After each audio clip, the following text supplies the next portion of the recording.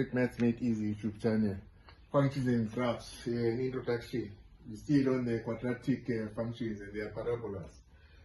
Suppose the question asks you to draw a graph of the function k of x equals to x squared plus 1. We know the story is easy. Yeah, you look at your a. Your a is equals to 1, so it's greater than 0, which means that you get a minimum k. Yeah, so your minimum k means that your graph is like that. Yeah? This is your k graph. Yeah, and then also now we have to determine the axis of symmetry. Axis of symmetry, our p here is 0, so that means axis of symmetry, yeah, is when x equal to 0. So here our x is equal to 0, is your axis of symmetry, and then you get your minimum value. So here is your minimum k value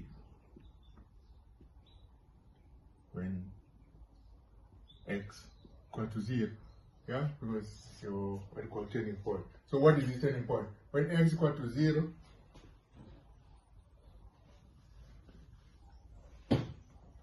k of 0 is equal to 0 squared plus 1, which is equal to 1. So your turning point is got coordinates x equal to 0 and y equals to 1. This point here, yeah? X equal to 0 and y equals to 1. So this is your y minimum equals to 1. So where is the y equal to 0? Y equal to 0 is somewhere here, yeah, below your y equals to 1. So this is your y equal to 0, and then y equals to 2, 3, etc. Y equals to 2, y equals to 3, blah blah blah. So here, where is 0? Here is 0 here. And y equal to 0 is your actually your x-axis. X. Yeah. So now your range, we know the story, your range is your y greater than or equals to your minimum value, yeah, which is 1. So your y is never less than 1. Yeah, so your y is not defined there. Y is only greater than 1 because your minimum value, your y decreases up to a minimum value of 1, and then it increases from 1. So it never reaches the x axis, which means that you don't have no, so y is never equal to 0, therefore no x-intercepts. According to this graph that we have drawn. So this is your y-axis, sorry, this is your y-axis when x equal to 0.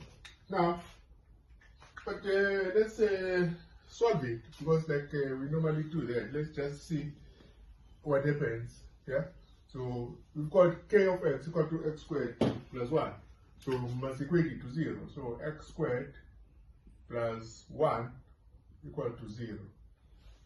The problem anyway, because it doesn't matter what values of x, because you're going to square them, and then you can never get a 0. But let's do it algebraically. Let's take 1 to the right hand side, yeah? So get x squared.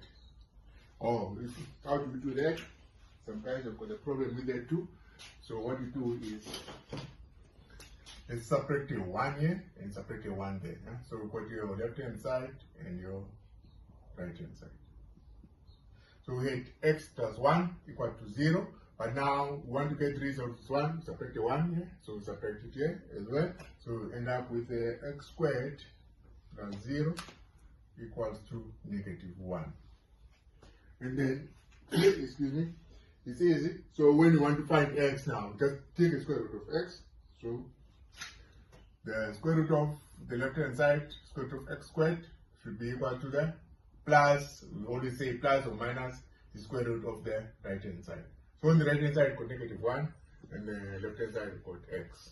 Yeah, so this is x is equal to plus or minus square root of -1. And then we know from our real number system that square root of a negative is a non-real. Yeah, so we don't have a solution. So therefore, no solution. Yeah. Which the graph of tells us anyway. Yeah. So please share, yeah, and like and comment if there's any comments, and subscribe if you haven't subscribed already. Thank you.